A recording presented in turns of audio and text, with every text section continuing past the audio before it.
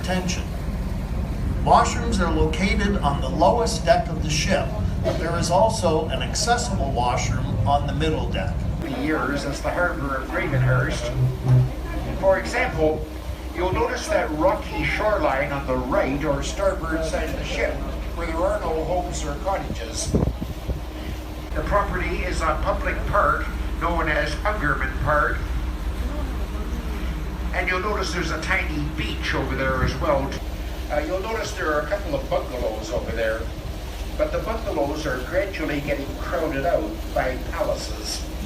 For diesel engines, she can do about 6 or 7 knots in full throttle, and she is licensed for 200 passengers.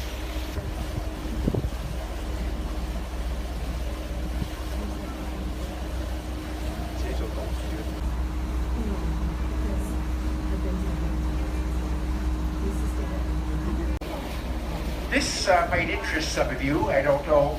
About 10 years ago, Mary Island and the cottages on it were put up for sale for just $8 million. I suppose that was a bargain rate. However, to me that seems a little bit ironic, especially when you consider that back in the 19th century, you could have purchased an island on the Muskoka lakes for $1.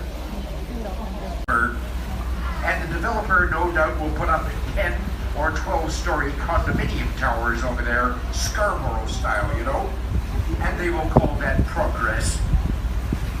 However, I could add that the cottagers on this bay and the people of Gravenhurst are adamantly opposed to are about 30 feet deep straight down.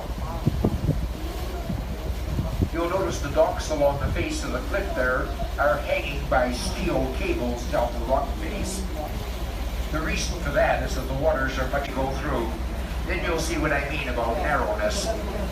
Here we go.